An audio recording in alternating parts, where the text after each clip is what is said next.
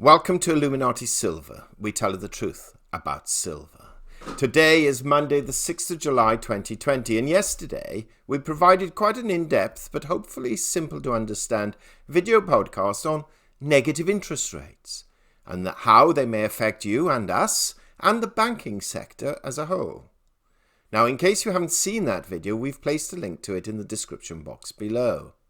And on Saturday we published our regular weekly update, where we mentioned our expectations for gold and silver prices this coming week. And again, we've placed a link below. Now, today has been quite interesting in that equity markets across the board have in fact been on the rise. Just under an hour ago, with the US markets still open but European markets having closed, Bloomberg published the following report. Let's take a look. Bloomberg article dated July 6, 2020. Published at 7:44 p.m. GMT +1. Headline: US stocks rally. Dollar drops to 1 month low. Markets wrap. US stocks jumped, with tech shares pushing the Nasdaq Composite to a record high. The dollar fell for a fifth day and treasuries dipped. The S&P 500 index headed towards its fifth straight increase, as Amazon.com Inc. shares reached $3,000 for the first time, and Tesla Inc. extended a 5-day rally to almost 40%. The dollar slid to the weakest since June 10th, as risk-on sentiment sapped demand for havens and drove equities higher.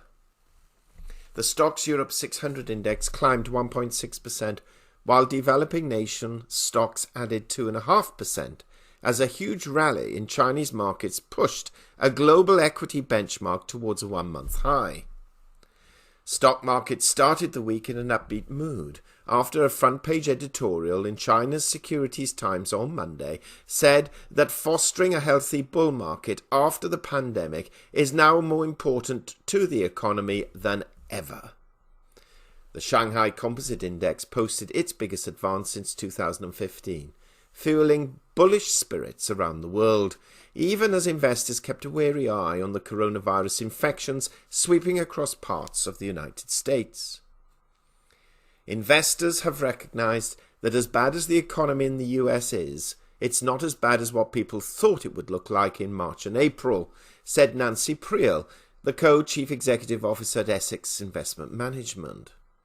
The market has started to sense we might see better than anticipated results fairly broadly across a wide spread of companies. The MSCI World Index is now at the highest level since early June, with investors putting their faith in an economic recovery powered by historic government stimulus.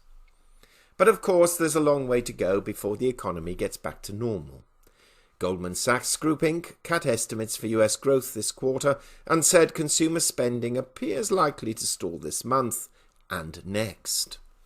Still, economists led by Jan Hatzius said other economies have proved it's possible to resume activity, and changes in behavior, such as wearing masks, will help too.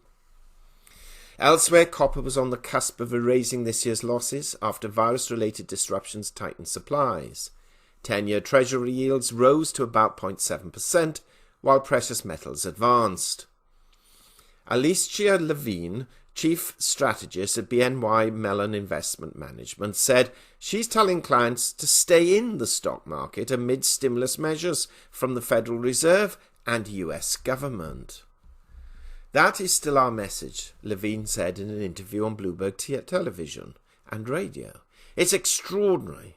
I think we're all scratching our heads, but the market is telling me you've got to be in it. Here are some key events coming up. The EIA crude oil inventory report comes Wednesday. All eyes will be on the US weekly jobless claims report on Thursday, something we mentioned in last Saturday's weekly update. And Singapore holds its general election on Friday.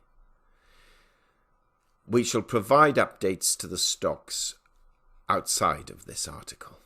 Okay, so markets are up. Let's take a look. Well, the Dow Jones is up 421 points at 26,249. The S&P 500 is up 41 points at 3,171, and the Nasdaq is up 213 points at 10,421. European markets closed up between 1.5% to 2%, and even though Asia-Pacific markets were up last night quite strongly, they are expected to rise again once they reopen. Now, precious metals too have been positive. Let's take a look at those. Okay, let's take a quick look at what's happened in the precious metal market today. And we shall take a look via a site, Bullion by Post. And if we look immediately at gold, we can see that today gold has in fact risen some $8 and currently stands at $1,786. Silver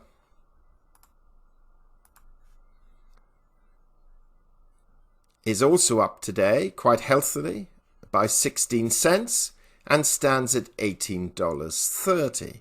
It did actually dip lower, as you can see initially, but has climbed quite steadily since. And just out of interest, let's take a look at platinum.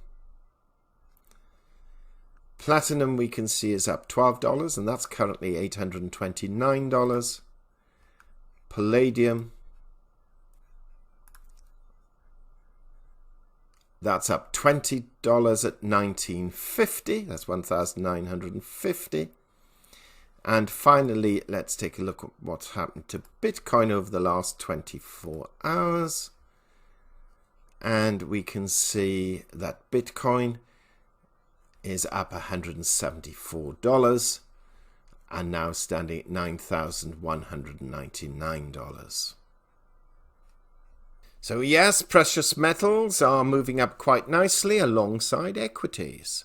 Now, part of the reason for this, of course, is the weakening of the US dollar, with the dollar index now currently at 96.8, that's down almost 0.38. Now, on the economic front, we have seen that the final market services PMI figures came in at 47.9 for June, compared with May's 46.7, and the ISM non-manufacturing index for June was 57.1%, compared with May's 45.4, and against expectations of 51%, so considerably higher, thereby adding testament to traders' views that the economy is performing better than expected. We must, however, also be mindful that coronavirus cases are rising, and quite rapidly, especially in a number of US states. And a number of other countries too are beginning to see what some may fear to be a second wave developing. But admittedly, it will be a few weeks yet before we can identify how many actually result in additional deaths. At the moment, all looks rosy, but as we've stated previously, this may still prove to be a temporary delight, and we need to see further data before we can become quite as optimistic as the equity markets appear to be at present. What do you think? Do share your thoughts. Thank you so much for listening, and if you haven't already done so, please subscribe to our channel and press the bell sign so that you're notified of our videos as and when they are published. We hope you have found this video interesting and informative, and if so, please give it a thumbs up and share it on social media. Please ensure that you have subscribed to our channel and press the bell sign so that you are notified of any future videos. Also, kindly visit our website at illuminatisilver.com, and if you haven't already done so, please subscribe either as a free or paying member for regular email updates and offers. Disclaimer: Illuminati Silver owners come from a background of banking, international wealth management and economics.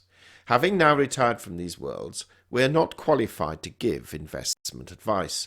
Therefore, this and other productions must not be deemed to be giving such advice and merely represent the personal views of its owners.